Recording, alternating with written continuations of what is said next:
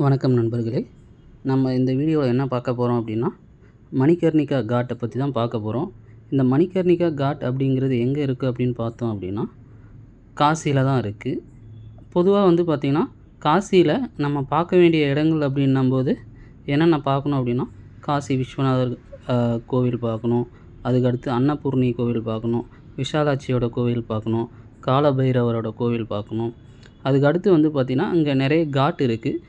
கிட்டத்தட்ட மொத்தம் 84லேருந்து 88 காட் வரைக்கும் இருக்குது. காட் அப்படிங்கிறது என்னென்னா, ஒவ்வொரு இடத்தோட பேர் தான் காட் அப்படிங்கிறது சொல்லுவாங்க. ஸோ அந்த மாதிரி நிறைய இருக்குது. நம்ம அதெல்லாம் இங்கே பார்க்க போகிறோம். இந்த 88 காட்டில் நம்ம இப்போ பார்க்க போகிறது மணிகர்ணிகா காட்டை பற்றி தான் பார்க்க போகிறோம்.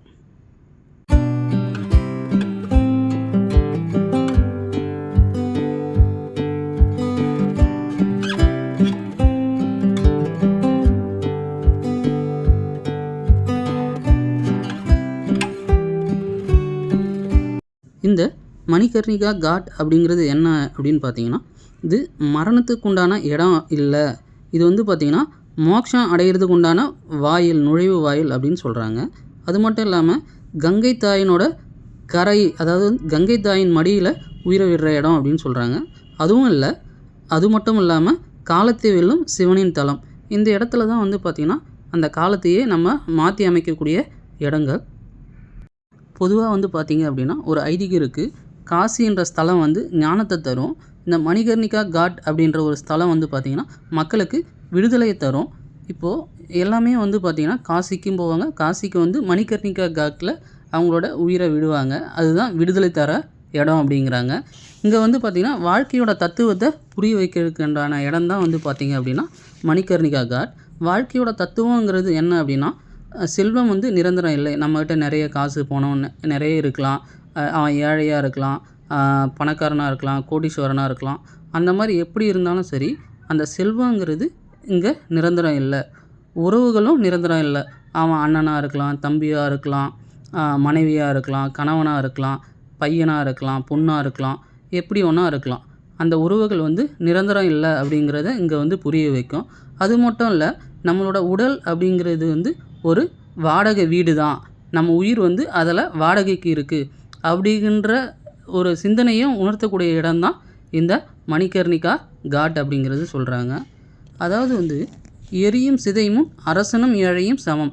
அதுதான் இங்கே ஒரு பழமொழி. அதாவது எரிய நெருப்பில் அவன் ஏழையாக இருந்தாலும் சரி, அரசனாக இருந்தாலும் சரி, ஆண்டியாக இருந்தாலும் சரி, எல்லாமே சரிசமந்தான் அப்படிங்கிறத உணர்த்தக்கூடிய இடம்தான் இந்த மணிகர்ணிகா காட்.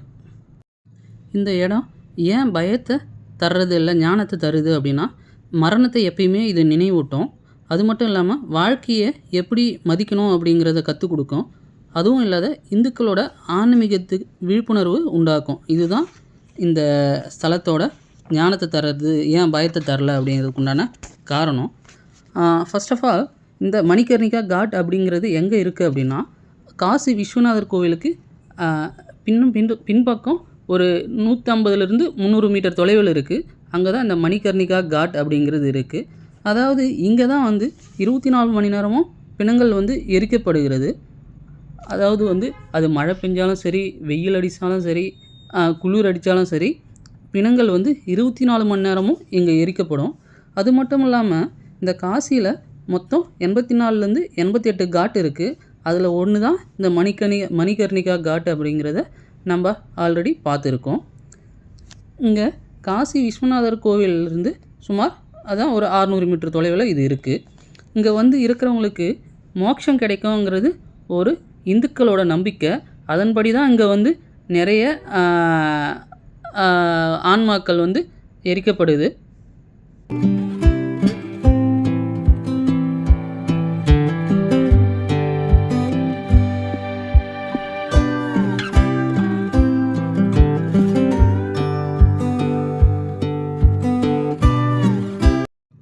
இங்கே எரியக்கூடிய பிணங்களுக்கு தேவையான விறகுகள் எல்லாமே இங்கேயே விலைக்கு விற்றுட்ருப்பாங்க.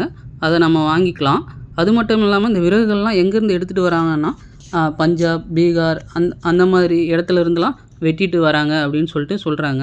இங்கே அந்த நெருப்புங்கிறது 24 மணி நேரமே அணையாமல் எரிஞ்சிட்ருக்கும். பிணங்களும் 24 மணி நேரம் எரிக்கப்படுறாங்க. இங்கே வந்து உயிரை விடுறவங்களுக்கு சிவனே அவங்களோட காதலை வந்து ராமநாமத்தை சொல்லி சொர்க்கத்துக்கு அனுப்பி வைப்பார். சொர்க்கத்தோட இன்னொரு வாயில் தான் இந்த மணிகர்ணிகா காட் அப்படிங்கிறது ஐதீகம். இங்கே பாருங்கள், இப்போ நம்ம பார்த்துட்ருக்கோம் இல்லைங்களா, இது எல்லாமே பிணங்கள் தான் எரிஞ்சிட்ருக்கு. அந்த பிணங்களை தான் நம்ம இப்போ பார்த்துட்ருக்கோம்.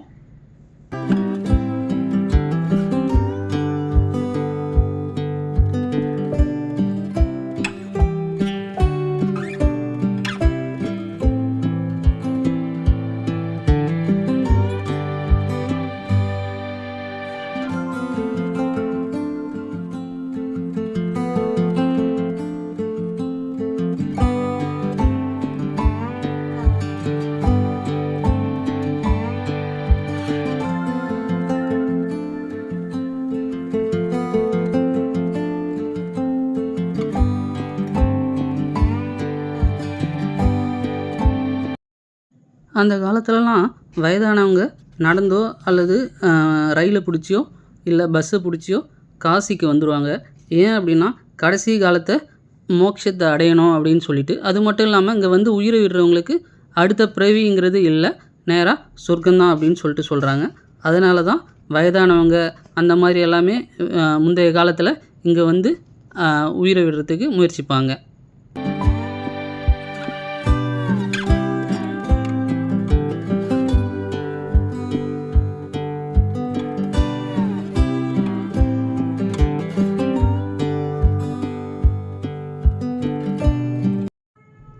நம்ம பார்த்துட்ருக்கோம் இல்லையா, இது எல்லாமே பிணங்கள் தான். இங்கே பாருங்கள், இதில் தெளிவாக தெரியும், கால் ஒன்று நீட்டிகிட்டு இருக்கும், கால் அப்படியே வெளியே தெரியும். அது மட்டும் இல்லாமல் நம்ம பார்க்கும்போது தான் ஒரு சடலத்தை கொண்டு வந்தாங்க. வந்துட்டு இந்த கங்கையில் தான் அவங்கள புனித நீராடுவாங்க. அதாவது வந்து பார்த்திங்கன்னா அவங்களோட பாவத்தை எல்லாம் போகிறதுக்கு இந்த கங்கையில் தான் மூழ்கி எடுப்பாங்க. அப்படி எடுத்து வெளியே கொண்டு வருவாங்க. கொண்டு வந்தவங்களுக்கு திரும்பவும் ஒரு 3 சொட்டு தண்ணியை உள்ளேருந்து கங்கையிலேருந்து கொண்டு வந்து அதை அவங்களோட வாயில் விடுவாங்க. நம்ம பார்க்குறோம் இல்லையா, இதுதான் கங்கை நதி. அதாவது வந்து பாவத்தை போக்குற புனித நதி அப்படிங்கிறது இந்த கங்கை நதி தான். இங்கேருந்து தான் அந்த சடலத்தை செய்ய வேண்டிய இறுதி சடங்கை செய்வாங்க. அதை பாருங்கள், இப்போ அந்த கங்கையிலேருந்து தண்ணி எடுத்துகிட்டு வந்து அவங்களோட வாயில் அவங்களோட உறவினர்கள் எல்லாமே செஞ்சிட்ருக்காங்க.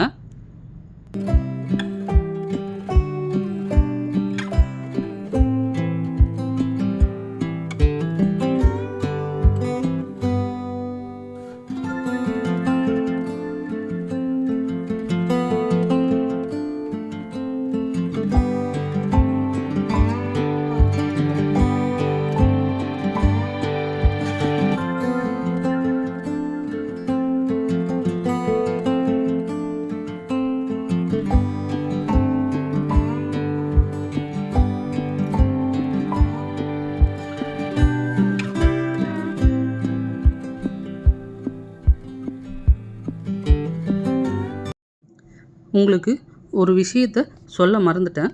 அது என்ன அப்படின்னு பார்த்தீங்கன்னா, காசியில் பிணங்கள் துர்நாற்றம் அடிக்கவே அடிக்காது. அது மட்டும் இல்லாமல் இங்கே இருக்க மாடுகள் வந்து முட்டாது, பூ வந்து மணக்காது. அதாவது நீங்கள் எந்த பூ வச்சுருந்தாலும் சரி, அந்த எந்த பூவுமே இங்கே மணக்காது. அது மட்டும் இல்லாமல் பல்லி அப்படிங்கிறது அங்கே கத்தவே கத்தாது. பல்லி இருக்கும் இல்லைங்களா, அந்த பல்லி கத்தவே கத்தாது. அந்த மாதிரி நிறைய விஷயங்கள் காசியில் இருக்குது. இப்போ நம்ம பார்த்துட்ருக்கோம் இல்லைங்களா, இது ஒரு சடலம். இந்த சடலத்தோட கால்கள் தான் நம்ம இங்கே பார்த்துட்ருக்கோம். இங்கே பாருங்கள், இந்த கால்கள் எப்படி இருக்குது. அது மட்டும் இல்லாமல் வந்து பார்த்திங்கன்னா, சில சமயங்கள் சடலம் வந்து எந்திரிக்கும், கால் மேலே தூக்கும், கை மேலே தூக்கும், அந்த மாதிரி விஷயங்கள்லாம் நடக்கும். அதை வந்து பார்த்திங்கன்னா இவங்க ஒரு கட்டையால் அதை அடித்து சமநிலைப்படுத்துவாங்க. அந்த மாதிரி விஷயங்களும் நடக்கும். இங்கே வந்து பார்த்திங்க அப்படின்னா உங்களுக்கு மரணத்தோட வலின்றது என்னன்றது புரியும். ஆனால் அதையும் நம்ம ஏற்றுக்கிட்டு தான் ஆகணும். அதுதான் வாழ்க்கையோட நிதர்சனம். இங்கே பாருங்கள், எவ்வளோ சடலங்கள் எரிஞ்சிட்டு இருக்குது. இதுதான் வாழ்க்கைங்கிறது. அவன் ஏழையோ பணக்காரனோ, அவன்கிட்ட இருக்கோ இல்லையோ, அது எதுவுமே இங்கே கிடையாது. எல்லாருக்கும் இந்த 20 கட்டைகள் தான் கடைசி முடிவு. அவங்களுக்கு மிஞ்சுறது அந்த சாம்பல் தான்.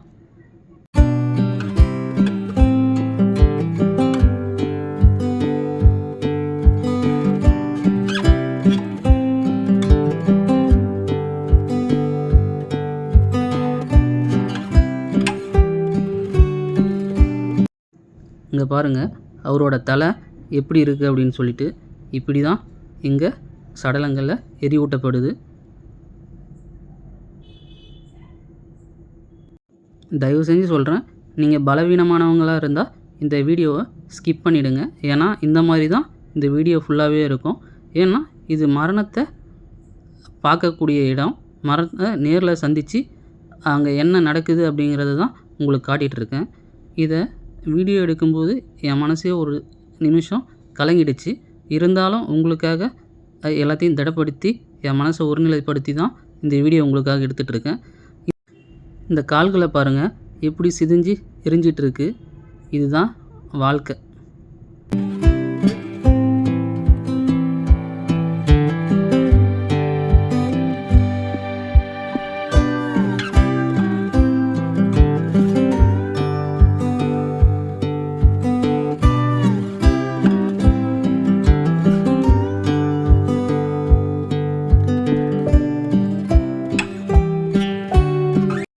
அங்கே எரிஞ்ச சடலங்களோட எலும்புகளை எடுத்துகிட்டு போயிட்டு அந்த கங்கையில் புனிதப்படுத்துவாங்க. அது திரும்பவும் அதை அவங்களோட உறவினர்களுக்கு கொடுத்து விட்டுருவாங்க. மீதி இருக்கிறத கொஞ்சம் கங்கையில் கரைச்சிட்டு அதை எடுத்து பத்திரப்படுத்தி வச்சுப்பாங்க. இதுதான் அங்கே நடக்கிற ப்ராசஸ்.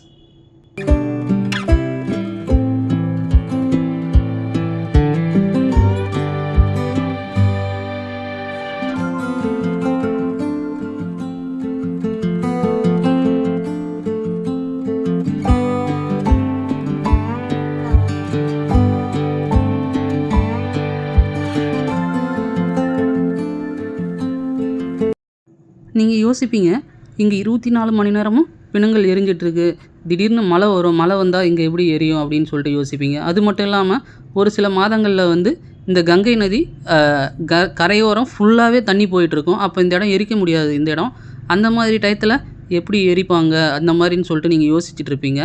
அதுக்கு எல்லாமே வந்து பார்த்திங்கன்னா இங்கே ஒரு மாடி மாதிரி இருக்குது. அந்த மாடியில் கொண்டு போவாங்க. அங்கே கொண்டு போயிட்டு எரி ஊட்டுவாங்க சடலங்களை. அதையும் நான் உங்களுக்கு காட்டுறேன் இப்போ இன்னும் கொஞ்சம் நேரத்தில். நம்ம இங்கே இருந்து பார்த்துட்டு இருக்கும்போதே ஒரு சடலம் கொண்டு வந்தாங்க. இதை பார்க்கும்போது எனக்கே ஒரு மாதிரி ஆகிடுச்சு. ஸோ அவங்களோட உறவினர்கள் தான் கொண்டு வராங்க. இவங்க எங்கேருந்து வேணாலும் கொண்டு வருவாங்க. காசியிலேருந்து மட்டும்தான் கொண்டு வருவாங்களா அப்படின்னு இல்லை, வெளிநாடுகள்லேருந்து கூட சடலங்களை அனுப்புகிறாங்க அப்படின்னு சொல்லிட்டு சொன்னாங்க. ஃப்ளைட்லேயோ அல்லது ட்ரெயின்லேயோ அந்த மாதிரி அனுப்புகிறாங்க. இதுக்குன்னு சம் ஏஜென்சிலாம் இருக்குது போல், அவங்க மூலிமா அனுப்புகிறாங்க.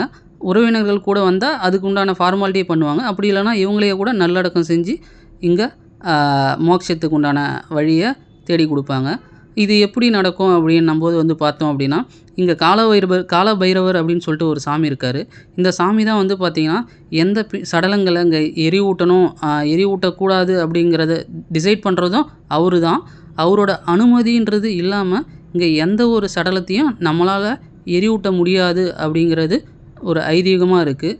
இந்த காசியோட காவல் தெய்வம் அப்படிங்கிறது காலபைரவர் தான் அப்படின்னு சொல்கிறாங்க. இப்போ என்ன பண்ண போகிறாங்கன்னா, இந்த சடலத்தை தூக்கி கங்கையில் புனிதப்படுத்த போகிறாங்க. ஏன் அப்படின்னா, அவங்க இவ்வளோ நாள் செஞ்ச பழி, பாவம், புண்ணியம் எல்லாத்தையும் போக்கி இனிமே அவங்க ஒரு தூய உள்ளமா அப்படின்னு நினச்சி அவங்கள புனிதப்படுத்துவாங்க. இந்த கங்கையில் தான் முழுக போகிறாங்க. முழுகி வெளியே எடுப்பாங்க.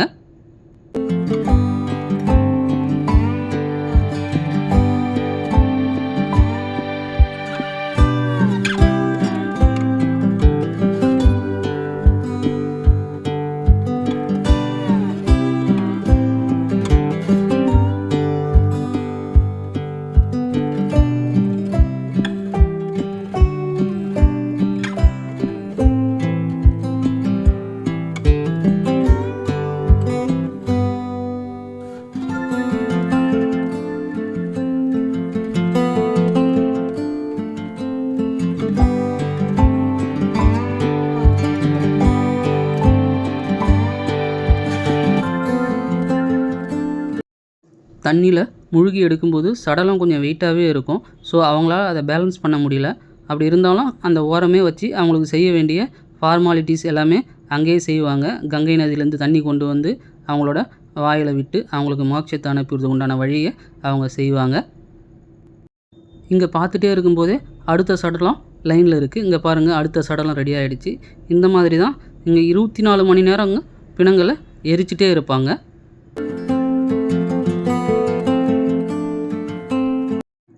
இதுதான் அடுத்த சடலத்தை எரியூட்டுறதுக்கு தேவையான விறகு அடுக்கி வச்சுருக்காங்க. இது மேலே தான் சடலத்தை வச்சு அவங்க எரியூட்டுவாங்க.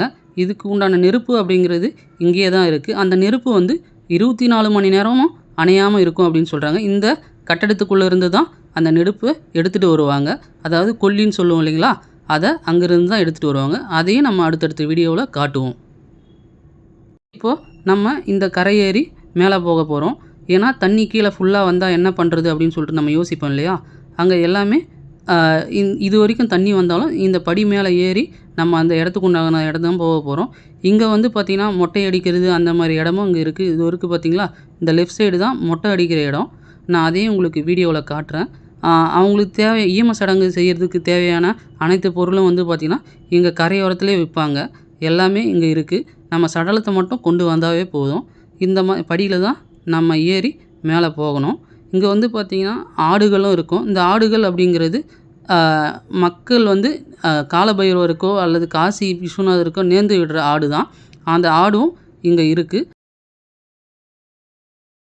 ஸோ இந்த இடத்துல தான் மழை பெஞ்சாலும் சரி, கங்கை நதி ஃபுல்லாக தண்ணி போனாலும் சரி, இந்த இடத்துல தான் வந்து பிணங்களை எரிப்பாங்க. அதுதான் காட்டிகிட்ருக்கோம். இது வந்து எங்கே இருக்குன்னா, அதுக்கு பக்கத்துலேயே ஒரு மாடி மாதிரி கட்டி வச்சுருக்காங்க. அந்த மாடி மேலே தான் எரிச்சிட்ருப்பாங்க. இங்கேயும் வந்து பாருங்கள், பிணங்களை எரிச்சிட்ருக்காங்க. ஏன் அப்படின்னா அங்கே போதுமான இடம் இல்லை அப்படின்னு சொல்லிட்டு இங்கே கொண்டு வந்து எரிச்சிட்ருக்காங்க. இங்கே வந்து பார்த்திங்கன்னா அகோரிகள் அந்த மாதிரிலாம் சுற்றி இருந்துகிட்ருப்பாங்க. ஏன்னா அந்த பிணங்களோட சாம்பல் அந்த மாதிரி சாப்பிட்றதுக்கு காத்துட்ருப்பாங்க. இங்கே ஒரு சம்பிரதாயம் செய்கிறாங்க. ஒரு உறவினர் இறந்துட்டாங்க. அவங்களுக்கு தேவையான சம்பிரதாயத்தை இவங்க செஞ்சிட்ருக்காங்க. பாருங்கள்.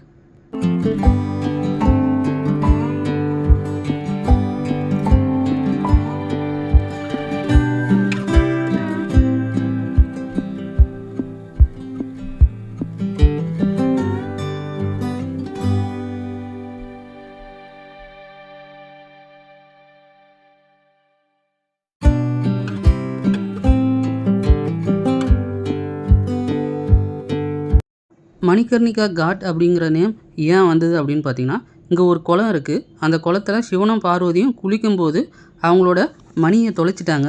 பார்வதியோட மணியை தொலைச்சிட்டாங்க. அதுக்கு வந்து பார்த்திங்கன்னா பார்வதி அம்மா இந்த ஊர் மக்களுக்கு ஒரு சாபம் விடுறாங்க. இங்கே வந்து 24 மணி நேரம் எரிஞ்சிட்டே தான் இருக்கும் இந்த ஊர் அப்படின்னு சொல்லி, பற்றி எரிஞ்சிட்டு தான் இருக்கும் அப்படின்னு சொல்லிட்டு ஒரு சாபம் விடுறாங்க. அந்த சாபத்தினால தான் இந்த 24 மணி நேரமும் காசியில் மணிகர்ணிகா காட் அப்படிங்கிறது எரிஞ்சிட்டே இருக்குது.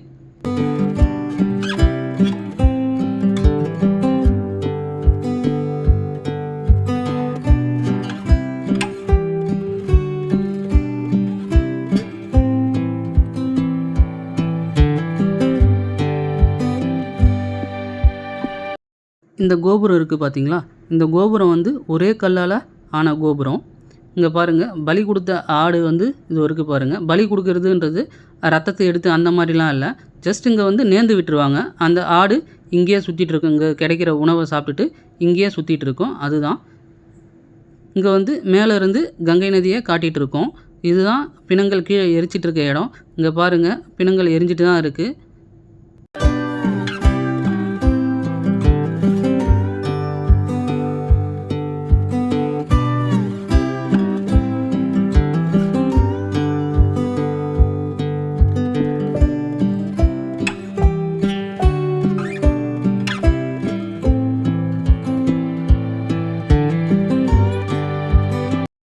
நீங்கள் யோசிப்பீங்க, சடலங்களை கங்கையில் மூழ்கடிக்கிறாங்க, பாவத்தை போக்குறாங்க, சாம்பலை அதை கலக்கிறாங்க, அது மாசு ஆகாதா அப்படின்னு சொல்லிட்டு. அதுதான் இந்த கங்கையோட ஸ்பெஷாலிட்டியே. ஏன்னா எவ்வளோ இருந்தாலும் அந்த தூய்மை தன்மையை, அதாவது புனிதத்தன்மையை அந்த கங்கை வந்து பாதுகாத்துகிட்டே இருக்கும். அதனால தான் நம்ம அதை கங்கைன்னு சொல்கிறோம். இதில் இன்னொரு அதிசயம் என்னென்னா, இந்த கங்கை எங்கே உருவாகுது அப்படிங்கிறத இன்னும் கண்டுபிடிக்க முடியலை. நம்ம பார்த்துட்ருக்கோம் இல்லைங்களா, இதுதான் வந்து பார்த்திங்கன்னா அங்கே அகோரிகள்லாம் வந்து உட்காந்துட்டு இருக்காங்க. என்னென்னா அங்கே இருக்க மாமிசத்தை சாப்பிட்றதுக்கு, அதாவது எரிஞ்சிட்டு இருக்க சடலத்தோட மாமிசம் சாப்பிட்றதுக்கு ரெடியாக இருந்துகிட்ருக்காங்க. இங்கே தான்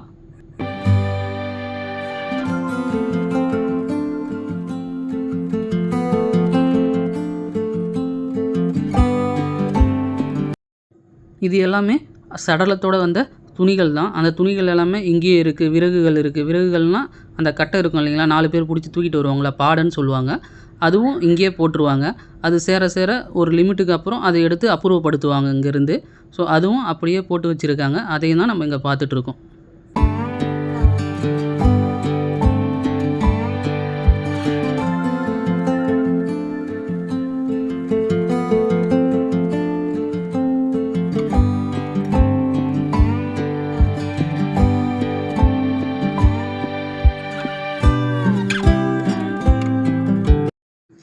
இங்கே மணிகர்ணிகா காட், அதாவது காசியில் வந்து மரணம் அப்படிங்கிறது உடலோட முடிவு இல்லை, ஆன்மாவோட தொடக்க பயணம் தான் அப்படின்னு சொல்கிறாங்க. அதாவது இங்கே வந்து கர்ம பந்தம், ஆசை, பாவ புண்ணியம் இவை எல்லாத்துக்கும் மறு விலக்கு தள்ளுகின்றன. அதாவது வந்து மறுபிறவிக்கு தள்ளுகின்றன. இந்த பந்தத்திலேருந்து விடுதலை பெற்று அதாவது மோட்சத்துக்கு போகிறாங்க அப்படின்னு சொல்கிறது தான் இந்த மணிகர்ணிகா காட்.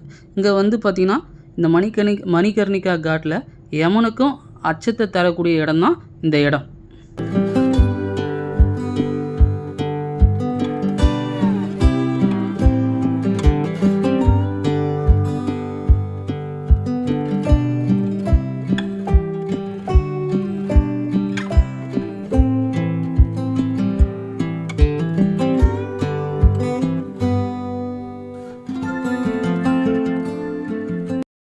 இங்கே வந்து நிறைய குளிர் அதிகமாக இருக்கும். அதனால் இந்த ஆட்டுக்கு வந்து பாருங்கள், கீழே ஒரு தார் ஷீட் மாதிரி, அதாவது கோணிப்பை மாதிரி போட்டு வச்சுருக்காங்க குளிராமல் இருக்கிறதுக்கு. அதுக்கு தகுந்த புல்லும் இங்கே போட்டிருக்காங்க. இந்த ஆடு கட்டப்படலை, இது அப்படியே தான் நின்றுருக்கு. நேர்ந்து விட்ட ஆடுங்கிறதுனால இது அப்படியே தான் இருக்கும். இங்கே ஒரு லிங்கம் இருக்குது. வர்றவங்க இதை வழிபடுவாங்க மக்கள் எல்லாருமே.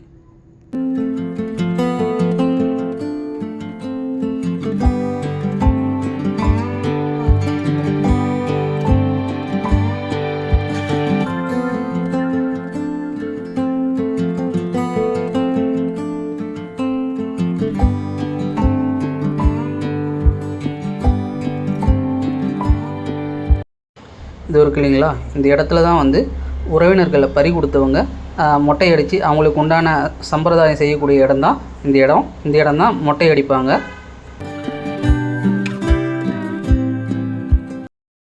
அப்படியே கீழே இறங்கி போகும்போது சந்தனம், அவங்களுக்கு தேவையான பொருட்கள் எல்லாமே, அந்த ஃபார்மாலிட்டி செய்யக்கூடிய சடலங்களுக்கு மரியாதை செய்யக்கூடிய பொருட்கள் எல்லாமே இங்கே இருக்கும். அந்த கடையை நம்ம பார்க்கலாம் என்னென்ன இருக்குதுன்னு சொல்லிட்டு.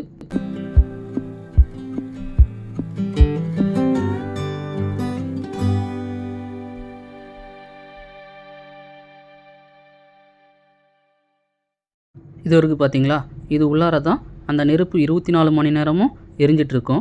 அதாவது சுமார் 3500 வருடமாக இந்த கோயிலில் இருக்க நெருப்பு வந்து அணையாமல் பாதுகாத்துட்டு வராங்க. வாங்க அந்த நெருப்பை பார்ப்போம். இங்கே உள்ளே வந்து சில மனிதர்கள் தங்கிட்டு தான் இருக்காங்க.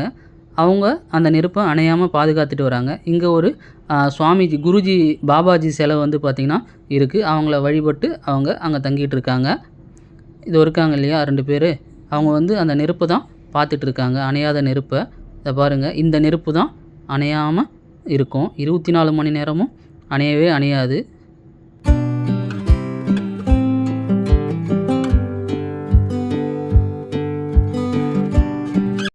எவ்வளோ இடி, எவ்வளோ மழை, எவ்வளோ மின்னல் வந்தாலும் அந்த நெருப்பு அணையவே அணையாது. அணையாமல் பாதுகாக்கிறதுக்கு உண்டான விறகு எல்லாமே இங்கேருந்து தான் எடுப்பாங்க. இது இருக்கு இல்லைங்களா வைக்கோல் மாதிரி, இந்த வைக்கோல் தான் கொல்லி வைக்கிறதுக்கு இங்கேருந்து எடுத்துகிட்டு சடலத்துக்கு போவாங்க கொல்லி வைக்கிறதுக்கு. இதுதான் இங்கே நான் கண்ட ஒரு புண்ணிய ஸ்தலம் அப்படின்னு நான் சொல்லுவேன்.